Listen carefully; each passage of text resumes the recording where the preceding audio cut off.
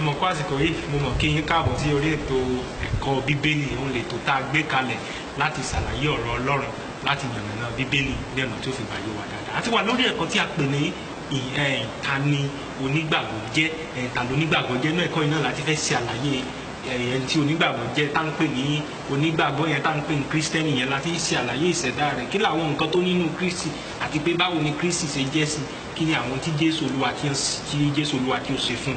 ìwé Fílímónì ẹsẹ̀ 6 ó ní pé kí ìdàpọ̀ ìgbàgbọ́ rẹ kí ó lè ní agbára nípasẹ̀ ìmoore ohun rere gbogbo tí ń bẹ nínú rẹ nínú Kristi. àti pé so bí onígbàgbọ́ bí ó bá dá ara rẹ̀ mọ̀, bí ó bá dá bóun fúnra rẹ̀ ṣe jẹ́, bí ó bá dá mọ̀, ó gbọ́dọ̀ dá Kristi Olúwa mọ̀, torí inú Kristi nìkan ló ti lè gba ìdánimọ̀ ara rẹ̀. inú Kristi bó láti ṣe mọ̀ Kristi, inú ìwé mímọ́, inú ọ̀rọ̀ rẹ̀, inú Bíbélì nìkan láti lè dá Jésù Olúwa mọ̀. sọ àrí pé nínú ìwé Kọ́ríńtì kejì orí 5 ẹsẹ̀ 14 yẹn Bíbélì wípé nítorí pé a ò mọ̀ Kristi ní bó tilẹ̀ jẹ́ pé a ti mọ̀ Kristi nípa ti ara mọ́, ṣùgbọ́n nísinsìnyí a ò mọ̀ bẹ́ẹ̀ mọ́. so bàbá dá Kristẹni mọ̀, o ò lè wo ìmúra sóbìnrin ni só ń wọ ṣòkòtò, sóbìnrin ni só ń lo yẹtí, o ò lè fi eléyìí dá onígbàgbọ́ mọ̀ inú Kristi nìkan. tá a sì ní onígbàgbọ́ òun lẹni tí ó ti gbàgbọ́ nínú Kristi Jésù wípé ó ti san gbèsè ẹ̀ṣẹ̀ rẹ̀ àti pé Ọlọ́run jí Jésù Olúwa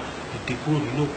ìwé Mátíù orí 16 nígbà tí Jésù Olúwa tó ń béèrè ìbéèrè yẹn lọ́wọ́ àwọn ọmọ ẹ̀yìn rẹ̀ pé ta ni ẹ̀yin, ta lẹ̀ ń fi ọmọ ènìyàn, ta lẹ̀ ń fi mí pè gan, ta lẹ̀ ń fi mí pè gan. a rí pé ọ̀pọ̀lọpọ̀ wọn àpèjúwe ojú ló ń fún wọn, ló ń fún Jésù Kristi. ọ̀pọ̀lọpọ̀ wa lónìí náà láàmú àpèjúwe ojú, àpèjúwe tipa ti ara nìkan là ń fún Jésù. ọ̀pọ̀lọpọ̀ wa àfẹ́mọ̀ lọ Jerusalem, ibo la sin sí, ibo la bí sí, lọ Jerusalem ká lọ wo ibi tá a bí Jésù, ká lọ wo bùjẹ́ ẹran, wo ibi tá a sin sí, wo gbogbo rẹ̀, ibi tó gbé. o lè dá Kristi mọ̀ nípasẹ̀ eléyìí. ẹ mọ́ gbàgbé wípé a ti mọ̀ Kristi nípa ti ara, ṣùgbọ́n báyìí a ò lè mọ̀ bẹ́ẹ̀ mọ́. Jésù Kristi ti Násárẹ́tì ó ti jí dìde kúrò ní òkú, ó ti gba agbára àti ìṣẹ́gun. òun ó yàtọ̀ sí Jésù Olúwa tẹ́ ẹ mọ̀ nípa ti ara, ìmọ̀ ẹ̀mí nìkan láti lè fi dáhùn.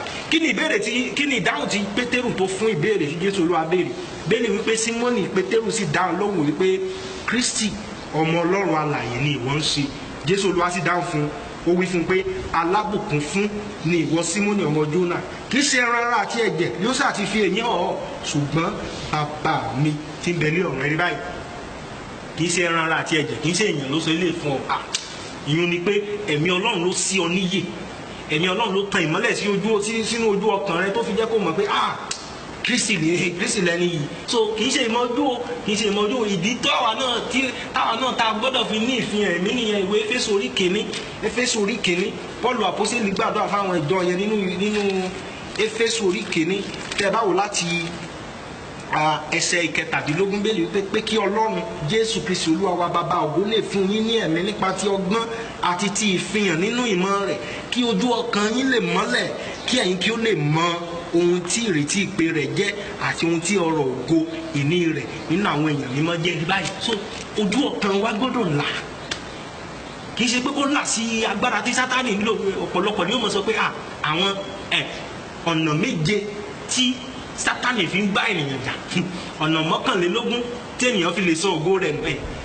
kì í ṣe irú ìmọ̀ yẹn, ìmọ̀ eléyìí kì í ṣe ìmọ̀ tó lè mú kéèyàn dàgbà nú ẹ̀mí o, kì í ṣe ìmọ̀ tó lè jẹ́ kéèyàn mọ ohun tó ń fúnra rẹ̀ jẹ́ nínú Kristi. ìmọ̀ nípa ohun tí Jésù Olúwa ṣe ní ìjọ mẹ́ta, ìmọ̀ nípa ohun tí Jésù Olúwa dúró fún gan, ìmọ̀ nípa ohun tí Jésù Olúwa ti fún ọ nípasẹ̀ ìgbàgbọ́ tó gbàgbọ́ nínú rẹ̀. irú ìmọ̀ yẹn nìyẹn, ojú ọkàn rẹ yóò là. nínú ẹ̀kọ́ yìí mo gbàdúrà fún ọ kójú ọkàn rẹ kó là, iyè rẹ kó ṣí, gbogbo tó sì nínú Jésù Kristi yóò máa jẹ́ títì rẹ, kò ní jẹ́ títì rẹ ṣùgbọ́n ojú rẹ yóò máa là sí. torí àwọn nǹkan tí a nínú Jésù Kristi yìí kì í ṣe ohun tá a máa ń gbàdúrà fún Olúwa fún mi no Olúwa ti fún ọ, ṣùgbọ́n ojú rẹ yóò là sí àwọn nǹkan tí Jésù Olúwa ti fún ọ. lọ́sẹ̀ tó máa tún máa tẹ̀síwájú, mo pè ọ́ ní alábùkún fún.